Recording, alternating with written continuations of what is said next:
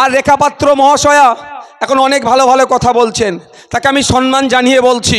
ব্যক্তিগত লড়াই তার সাথে আমার নয়, কিন্তু আপনার দল বর্তমানে আপনি যে দলে আছেন, আপনার দল আমার কৃষক ভাইদের বিরুদ্ধে বিল পাস করিয়েছে।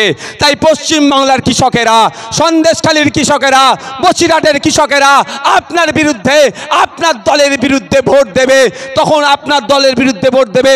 তাই আপনাদের বলবো কৃষক বন্ধুরা, আপনাদের বিপক্ষে যারা বিল নিয়ে এসেছিল, আপনাদেরকে শোষণ করার চেষ্টা করেছিল, আপনাদের হাতে ক্ষমতা আছে, ভোটের ক্ষমতা দিয়ে যারা আপনাদেরকে শেষ করার চেষ্টা করেছিল, তাদেরকে গণতান্ত্রিক প্রক্রিয়াতে আপনারা শেষ করুন। বিজেপির বিরুদ্ধে একটা ভোট হবে? একটাও ভোট হবে না। বিভাজনের কথা বলে, হিন্দু মুসলমানের লাগিয়ে দেওয়ার কথা বলে। আরে আমার বাড়ির ছেলেটা চাকরি পাচ্ছে না, বেকারত্বের শীর্ষে দেশ এগিয়ে যাচ্ছে। বর্তমান যে বেকারত্ব আছে তার মধ্যে ৮৬% আমাদের মতো যুব সমাজের মানুষজন, ছেলেরা আছে। হিন্দু বাড়ির হতে পারে, দলিত হতে পারে, আদিবাসী হতে পারে, মুসলিম হতে পারে, কিন্তু বেকারত্বের শীর্ষে আমাদের দেশ এগিয়ে যাচ্ছে। তাদেরকে ভোট দিয়ে লাভটা কি? যে বলেছিল বছরে ২ কোটি চাকরি দেব, চাকরি তো দূরের কথা, এই শুভেন্দু অধিকারী মহাশয়ের নেতারা বলেছিল বছরে ২ কোটি চাকরি দেব, এখন চাকরি তো দূরের কথা, আরও ছাঁটাই হচ্ছে। এই শুভেন্দু অধিকারীর মহাশয়ের নেতারা বলেছিল বিদেশ থেকে কালো টাকা ফিরিয়ে নিয়ে আসে, অ্যাকাউন্টে ১৫ লক্ষ টাকা করে দেব, কালো টাকা ফিরিয়ে নিয়ে আসা তো দূরের কথা। এই শুভেন্দু অধিকারী জয় দলে এখন বর্তমানে আছে, এই দলের নেতাদের আমলেই, এই শুভেন্দু অধিকারীরা যেই বিজেপিতে আছে, এই বিজেপির আমলেই ঋণ খেলাপির সংখ্যা আরও বেড়ে গিয়েছে। তাহলে এদের বিরুদ্ধে ভোট হবে তো নাকি ভাই? এদের বিরুদ্ধে ভোট হবে তো ভাই? তবে কৃষক বন্ধুদেরকে ভুলে গেলে চলবে না, কৃষক বন্ধুদেরকে ভুলে গেলে চলবে না। সারা দেশের কৃষকরা যখন এই কৃষি বিলের বিরুদ্ধে আন্দোলনে নেমেছিল, যারা যখন ভারত বন্ধের ডাক দিয়েছিল, ইন্ডিয়ান সেকুলার ফ্রন্ট কৃষকদের স্বার্থে ভারত বন্ধকে সফল হওয়ার জন্য সমর্থন শুধু জানায়নি, আমরা রাস্তায় নেবে এই ভারত বন্ধকে সফল করতে চেয়েছিলাম। তখন মমতা ব্যানার্জির সরকার প্রশাসনকে দিয়ে, এই গুন্ডা মস্তানকে দিয়ে, এই শাহজাহান শিবুদেরকে দিয়ে আমাদের বন্ধকে সফল হতে দেয়নি, অর্থাৎ কৃষকদের পক্ষে তারা নেয়নি। তো কৃষক বন্ধুদের বলবো, আমাদের আন্দোলন ছিল বিজেপির বিরুদ্ধে, কিন্তু মমতা ব্যানার্জির তো বুক ফেটে যাচ্ছিল কেন? তারা আমাদের আন্দোলনকে সফল হতে দেয়নি কেন? সময় এসেছে আমরা যেমন আমাদের বিপক্ষে যারা বিল পাস করিয়েছে বিজেপি, তাদের বিরুদ্ধে ভোট দেব, আর আমাদের বন্ধকে যারা সফল হতে দেয়নি তৃণমূল, তারও বিপক্ষে আমরা ভোট দেব। আমি ভেবে পাই না, আন্দোলন করি তো বিজেপির বিরুদ্ধে, মমতা ব্যানার্জি মহাশয়ের এত কষ্ট হয় কেন? বন্ধটা কার বিরুদ্ধে ডেকেছিলাম? বিজেপির বিরুদ্ধে। বন্ধটা সফল হতে কে দিল না? কে দিল না ভাই? তৃণমূল দিল না। তাই সময় এসেছে তো এই তৃণমূল বিজেপির বিরুদ্ধে ভোট দেওয়ার। ভাই আমি আর কটা বাজে, আমাকে একটা প্রোগ্রামে যেতে হবে, আমি আর 5 মিনিট বক্তব্য দেবো। কারো অসুবিধা আছে? Maximum 5 minutes. কারো অসুবিধা নেই তো ভাই? ভাই আপনাদের বলি, আমরা ভুলে যাব না ওই দিনগুলোর কথা। সিএ নিয়ে আমাদের আন্দোলনটা কার বিরুদ্ধে ছিল? কেন্দ্রীয় সরকারের বিরুদ্ধে ছিল। কেন্দ্রীয় সরকার কে পরিচালনা করছিল তখন? বিজেপি করছিল। তাহলে আমাদের রাজ্যে আমরা যখন সিএ এর বিরুদ্ধে আন্দোলন করেছিলাম, আমাদের বিরুদ্ধে মিথ্যা মামলা কে দিয়েছিল? তৃণমূল সরকার দিয়েছিল। তাই জবাবটা কাউকে দিতে হবে। যে সিএ নিয়ে এসে বিভাজনের কথা বলে, তার বিরুদ্ধে যেমন জবাব দেব, আমাদের এই আন্দোলনকে দমিয়ে দেওয়ার জন্য আমাদের নামে যারা মিথ্যা মামলা দিয়েছে তৃণমূল, তারও বিরুদ্ধে আমরা জবাব দেব। আমরা ভুলে যাচ্ছি না নূপুর শর্মার কথা।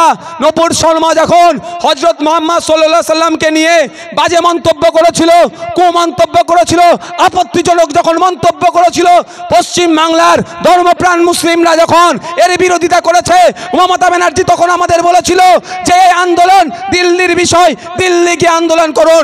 সেই জন্যই আমরা আমাদের পক্ষ থেকে আখতার রহমান বিশ্বাসকে আমরা দিল্লি পাঠাবো। আমরা দিল্লিতে গিয়ে যেমন আন্দোলন করব, আমরা মাঠে ময়দানেও আন্দোলন করব। তাই আমাদের দিল্লিতেও লোককে পাঠাতে হবে। মমতা ব্যানার্জি কি বলেছিল?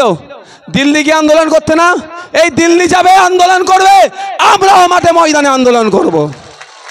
আমরা ভুলে যাচ্ছি না মতুয়া সমাজের ধর্মগুরুদের নাম ঠাকুর হরিচাঁদ ঠাকুর, গুরুচাঁদ ঠাকুরের নাম নিয়ে মমতা ব্যানার্জি যেভাবে অপমান করেছে, আমরা মতুয়া সমাজের মানুষেরাও এর জবাব দেব, মুসলিম সমাজের মানুষেরাও এর জবাব দেব। হবে তো নাকি ভাই?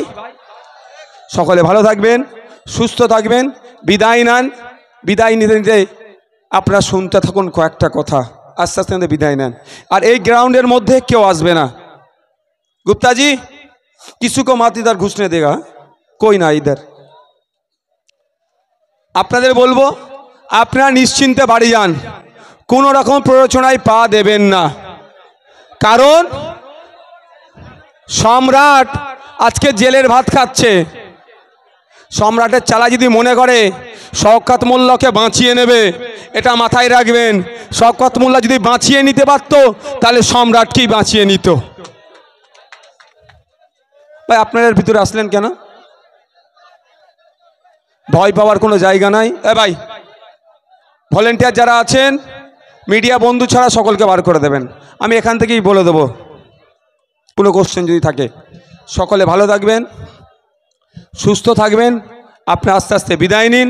তবে আমার একটা অনুরোধ, যে ভোটের জন্য নিজেদের মধ্যে মারামারি হানাহানিতে জড়িয়ে পড়বেন না।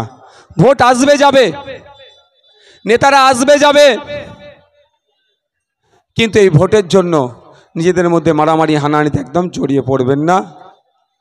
দিনের শেষে প্রতিবেশী, দিনের শেষে আমরা আত্মীয়তা সম্পর্ক আছে, দিনের শেষে আমরা কাকা ভাইপোর সম্পর্ক, দিনের শেষে আমাদের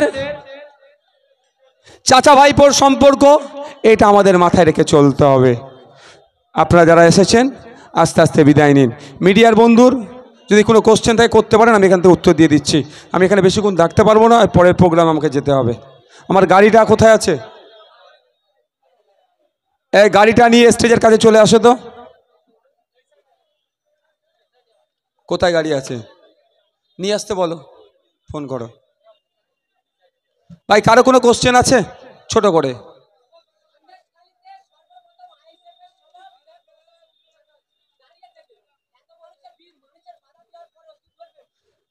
পারেনি মানুষ যদি আসতো, আজকে 10,000-এর মতো মানুষ হয়েছে, এটা অম করে 30 থেকে 40,000 মানুষ জমায়েত হতো। তারপরেও যে মানুষ এসেছে বাধা বিপত্তিকে উপেক্ষা করে, সকলকে কুর্নিশ জানাই, ধন্যবাদ জানাই। যারা আসতে পারেননি তাদেরকে বলবো আপনার মিডিয়ার মাধ্যমে, জুন মাসের 1 তারিখে আপনাকে যে আসতে চাইলে তার জবাবটা ইভিএম মেশিনের মাধ্যমে প্রেস বটন করে জবাবটা দেবেন খামচিহ্নে।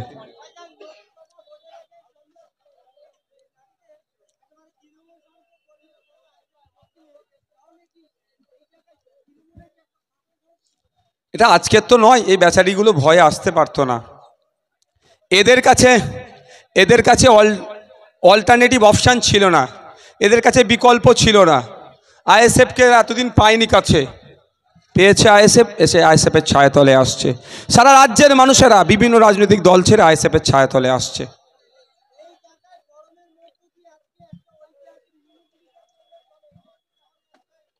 সারা রাজ্যের এটাই অবস্থা। কিছু জায়গায় শিবু উত্তমদের মতো মানুষকে দিয়ে আমাদের মধ্যে ভয় তৈরি করে সেটাকে আটকে রেখেছে। তবে বেশি দিন নয়। একটু সামনে আসো তো। আমাদের ইনাকে চেনেন? আসিয়া বিবি, তাই তো?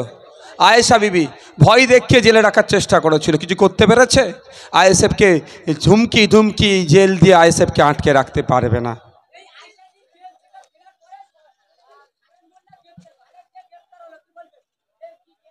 একটা বেল, অন্যটা জেল। থ্যাংক ইউ, ভালো থাকবেন।